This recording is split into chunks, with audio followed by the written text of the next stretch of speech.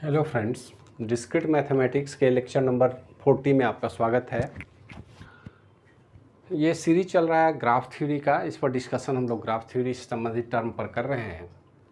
आज जो important term है उस पर ज़रा सा हम लोग नज़र डालेंगे। सबसे पहला टर्म है एडजेसेंट वर्टेक्स। एडजेसेंट वर्टेक्स किसको बोलते हैं? ग्राफ के विषय में एक बात तो स्पष्ट है कि ग्राफ में सिर्फ दो ही एलिमेंट हैं जो ग्राफ के मेंबर होंगे। एक तो होगा वर्टेक्स जिसको हम लोग डॉट से दिखाते हैं, ये होगा वर्टेक्स, और दूसरा होता है जिसको हम लाइन के रूप में दिखाते हैं, इसको बोलते हैं एज। यही दो एलिमेंट हैं ग्राफ के। अब सवाल है कि बात हो रही है एडजेसेंट वर्टेक्स कौन है। तो अगर दो वर्टेक्स के बीच में मान लेते हैं ये हमारा दो वर्टेक्स है, वर्टेक्स का कुछ नाम हम दे दें ए और बी, इन दोनों वर्टेक्स के बीच में कोई ना कोई एज है। अगर स्मॉल ए से हम रिप्रेजेंट करना चाहें, कुछ भी रिप्रेजेंटेशन हो सकता है, लेकिन स्मॉल ए जो एज है इसी को हम बोलते हैं एज। और एडजेसेंट वर्टेक्स मतलब वो दो वर्टेक्स जिनके बीच कहीं ना कहीं डायरेक्ट एज हो। अगर एक और वर्टेक्स हमें यहाँ बना लें, लेकिन इनके बीच अगर कोई एज नहीं है तो एडजेसेंट वर्टेक्स वो नहीं माने जाएंगे। तो हर वर्टेक्स जो डायरेक्टली किसी न किसी एज से जुड़े हों उनको हम लोग बोलते हैं adjacent vertex joined with the same edge. एक ही कॉमन एज हो दो वर्टेक्स के बीच में तो उनको बोलते हैं एडजेसेंट वर्टेक्स। और एडजेसेंट एज क्या कहता है कि joined with the common vertex. अब अगर यहाँ से कोई हम लाइन यहाँ एक बना दें, एक एज जोड़ दें, ये मान लेते हैं हमारा नोड या वर्टेक्स सी है, तो एडजेसेंट एज कौन सा हुआ? ए और सी। ए और सी जो एज हैं, ये एज क्या है? एडजेसेंट एज है। क्यों? क्योंकि किसी न किसी कॉमन वर्टेक्स से जुड़े हुए हैं दोनों। तो सीधी सी बात है, अगर दो वर्टेक्स के बीच एक कॉमन एज हो तो एडजेसेंट वर्टेक्स होगा। और यदि दो एज के बीच में कोई कॉमन वर्टेक्स हो, जैसा कि वी वर्टेक्स की बात हम बोल रहे हैं कि ए और सी, यहाँ पर इसको इस तरह से लिख लें हम स्मॉल सी, तो ए और सी जो एज हैं वो बी वर्टेक्स से जुड़े हुए हैं, तो ये एडजेसेंट एज होंगे joint with the common vertex. बिल्कुल सिंपल सा कॉन्सेप्ट है, कहीं घबराने की ज़रूरत नहीं है। टर्म हमेशा लिखा मिलेगा आपको, जब ग्राफ की स्टडी आप करेंगे तो कहीं कहीं ये टर्म मिलता है, एडजेसेंट वर्टेक्स, एडजेसेंट एज। इन दोनों को आप आसानी से समझ लें कि अगर दो वर्टेक्स के बीच में कोई एज है तो एडजेसेंट वर्टेक्स होंगे वो दोनों, और किसी भी दो एज के बीच में कोई कॉमन वर्टेक्स है तो उसको बोलेंगे एडजेसेंट एज। अब ग्राफ की बात होती है तो एक टर्म है फाइनाइट ग्राफ। फाइनाइट ग्राफ किसको बोलेंगे? देखिए, ग्राफ की बात हम करें तो जनरली ग्राफ एक पिक्चोरियल मॉडल है। अब मॉडल कहीं ना कहीं फाइनाइट होते हैं। अगर इसमें वर्टेक्स और एज फिक्स हों तो इसको हम क्या बोलेंगे? Finite graph. फाइनाइट क्यों?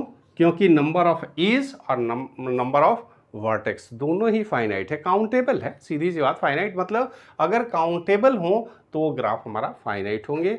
और वैसे ज़्यादातर जो डिस्कशन में आते हैं, जो हमें पढ़ना होता है, उसमें मैक्सिमम ग्राफ जो होते हैं वो फाइनाइट ही होते हैं। इनफाइनाइट ग्राफ का तो कोई मतलब है नहीं कि डॉट डॉट करके इतने वर्टेक्स हैं। वो थ्योरेटिकल पॉइंट ऑफ व्यू से तो ठीक है कि n वर्टेक्स है, n+1, n+2, n-1 वर्टेक्स है, लेकिन अगर हम ग्राफ को रिप्रेजेंट करें अपने बुक में, नोट कॉपी में या कहीं भी, तो वो निश्चित रूप से फाइनाइट नंबर ऑफ वर्टेक्स और एज की बात करता है।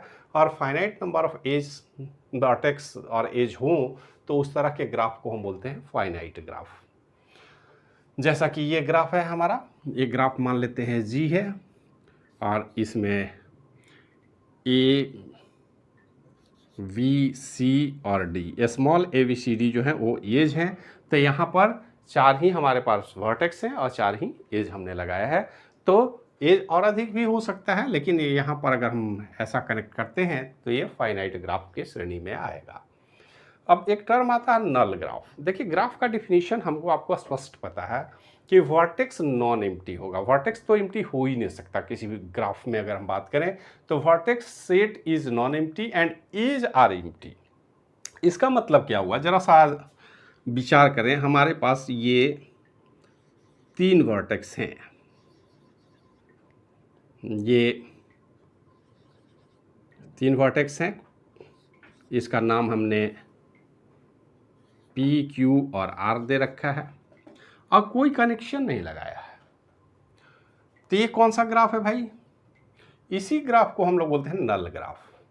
Vertex set is non empty, तो यहाँ वर्टेक्स हैं, एम्प्टी तो नहीं है। पी क्यू आर 3 वर्टेक्स हमने लगा रखा है, लेकिन एज आर एम्प्टी, इसमें कोई एज नहीं है, ना पी क्यू के बीच, ना क्यू आर के बीच, ना पी आर के बीच, किसी के बीच कोई एज नहीं हो और कितने भी वर्टेक्स आप लगा लें, तो इसका मतलब है ये एम्प्टी ग्राफ है, ब्लैंक ग्राफ है, खाली ग्राफ है। एम्प्टी ग्राफ रिप्रेजेंट करता है कि वर्टेक्स तो हैं पर किसी भी वर्टेक्स के बीच में कोई एज नहीं है, एज खाली है, एज एम्प्टी है, जबकि वर्टेक्स कुछ ना कुछ होगा। अगर इसी बात को और आगे बढ़ा जाए तो ये बोलता है ट्रिवियल ग्राफ। ट्रिवियल ग्राफ क्या बोलता है कि हमारे पास सिर्फ एक ही वर्टेक्स हो, सिंगल वर्टेक्स। तो अगर सिंगल वर्टेक्स है, मान लेते हैं ये जो वर्टेक्स है एम, तो क्या ये ग्राफ माना जाएगा? वह ग्राफ तो माना जाएगा, एक वर्टेक्स तो है और वर्टेक्स हमेशा ही नॉन एम्प्टी होता है, तो only one vertex and edge is empty, कोई एज नहीं है। एक सिंगल डॉट पैटर्न से, सिंगल वर्टेक्स से आप कोई कनेक्शन तो कहीं कर नहीं सकते। तो सिंगल वर्टेक्स का भी ये जो ग्राफ है, इस ग्राफ को अगर हम ग्राफ ऑफ एम इस तरह से लिख दें तो ये ट्रिवियल ग्राफ होगा। इस ग्राफ का बहुत मतलब तो नहीं है मैथमेटिकली, लेकिन ये ग्राफ माना जाएगा और इसी ग्राफ को हम बोलते हैं ट्रिवियल ग्राफ। ये हमारा जो ग्राफ है, अगर इस ग्राफ की बात करें तो इस ग्राफ को हम वर्टेक्स की जगह पर वर्टेक्स सेट क्या है, पी क्यू और आर है, और एज के जगह पर ब्लैंक है। तो ये जो ग्राफ है, जिसको हम फाई से भी रिप्रेजेंट कर सकते हैं, इस ग्राफ को ही हम बोल रहे हैं नल ग्राफ। नल ग्राफ देखिए हर ग्राफ में वर्टेक्स होगा, ये तो फिक्स हो गया कि वर्टेक्स होना ही है।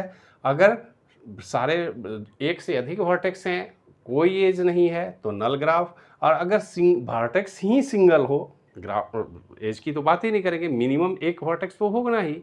तो अगर सिंगल वर्टेक्स है तो उसको हम बोलते हैं ट्रिवियल ग्राफ। लेकिन असली कहानी जो सब्जेक्ट की बात है, जब पढ़ने की बात है, तो हम ट्रिवियल और नल ग्राफ पर कोई विशेष फोकस नहीं करते हैं। हम फाइनाइट ग्राफ की बात तो करते हैं। नल ग्राफ डिफिनीशन के लिए अच्छा है, लेकिन और कोई मतलब नहीं है। लेकिन असली काम है कंप्लीट ग्राफ। कंप्लीट ग्राफ क्या है? तो देखिए कंप्लीट ग्राफ बनाने का मतलब है कि इसके जितने भी एज हों उनको आपस में डायरेक्ट जोड़ दिया जाए। मतलब इस ग्राफ को ज़रा गौर से देखिए, जिनका हम एज का नाम इधर बाहर में कर लेते हैं। इस ग्राफ को ऐसे जोड़ दें, हम इसको यहाँ से जोड़ दें। अब कोई और चांस है क्या यहाँ जोड़ने का? इस ग्राफ को देखें तो यहाँ से तीनों को ही हमने ऐड कर रखा है। बी नोड से देखें तो बी वर्टेक्स से भी ए, डी और सी को हमने ऐड कर लिया है। सी से बी, ए और डी को ऐड किया है। डी से ए, बी और सी को सबको डायरेक्ट जोड़ दिया है। अगर ग्राफ में जितने भी, जैसे अगर हम यहाँ से बात करें तो इसको ऐड कर दें, यहाँ से इसको ऐड कर दें, यहाँ से इसको ऐड कर दें, तो आप गौर से देखें। P से क्यू आर जुड़ा हुआ है, Q से P और R जुड़ा हुआ है, R से P और Q जुड़ा हुआ है। इससे अधिक और कोई संभावना है क्या इनको जोड़ने की? अगर हम एज की बात करें, अब तो एक ही विकल्प है कि या तो आप लूप लगा लें, या एक से अधिक, जैसे एक और हम लगा लें इधर कोई एज, एक यहाँ पर लूप लगा लें। तो अगर हम लूप की बात करें तो सिंपल ग्राफ में तो ये अलाउड नहीं है। ग्राफ में लूप हो सकता है, पैरेलल एज हो सकता है, लेकिन अगर सिंपल ग्राफ की बात होगी तो ना ही हम लूप को अलाउ करेंगे, ना ही कोई पैरेलल एज होगा। मतलब अब इससे ज़्यादा कोई भी एज डायरेक्ट जोड़ा नहीं जा सकता है, मैक्सिमम है। तो किसी भी ग्राफ के किसी भी नोड से सारे नोड को अगर ऐड कर दें और इसमें सारे नोड शामिल होंगे, तो ऐसी स्थिति में इसको हम बोलते हैं कंप्लीट ग्राफ। मतलब जिसमें वर्टेक्स भी हैं, एजेस भी हैं, और एजेस मैक्सिमम लेवल पर हैं। उससे ज़्यादा एज आप सिंपल ग्राफ में नहीं ऐड कर सकते हैं। मैक्सिमम जो एज हम लगा सकते हैं वो अगर हमने लगा लिया है तो उसी को हम बोलते हैं कंप्लीट ग्राफ। जैसे ये देखिए कंप्लीट ग्राफ है, ये भी कंप्लीट ग्राफ है। इससे ज़्यादा अब पेयर नहीं जोड़ा जा सकता है।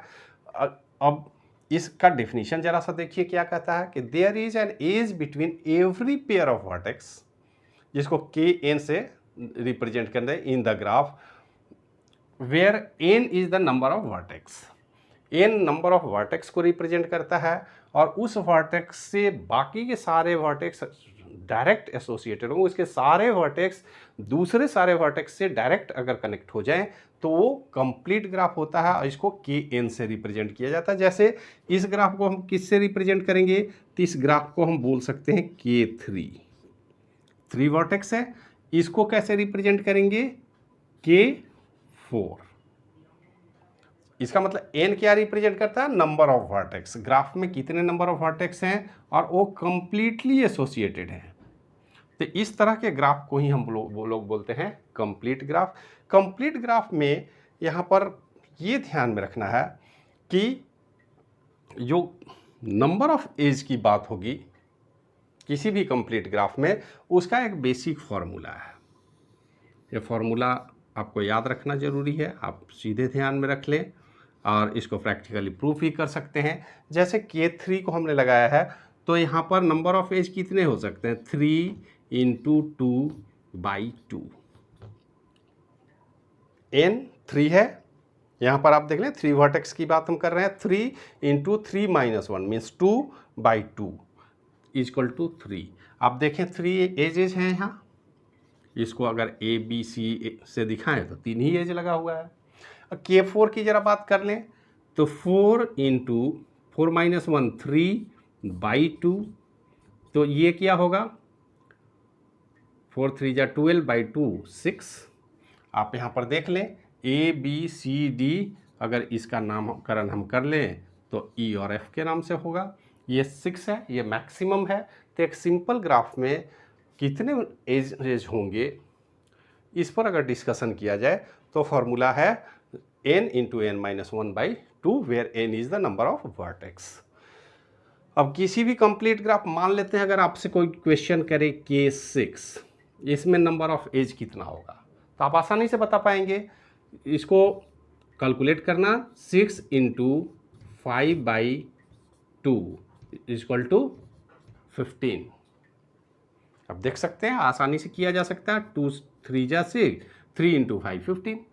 तो ये नंबर ऑफ एज कंप्लीट मिल जाते हैं। तो इस बात को हमेशा ध्यान में रखिएगा कि जब भी किसी कंप्लीट ग्राफ की बात करेंगे तो टोटल नंबर ऑफ एजेस जो ऑप्टिमम हो सकता है वो n × n - 1/2 फार्मूला से आप आसानी से कैलकुलेट कर पाएंगे।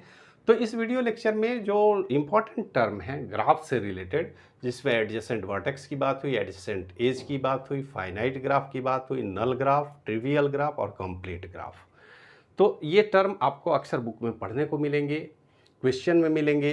तो इनको समझना आसान हो, इसी के लिए ये वीडियो हमने बनाया है। आगे और भी कुछ डिस्कशन करेंगे ग्राफ से ही रिलेटेड, लेकिन इस वीडियो में इतना ही, ज़्यादा लंबा नहीं करते हुए हम आशा करते हैं कि आपको पसंद आएगा, आपको समझ में आएगी।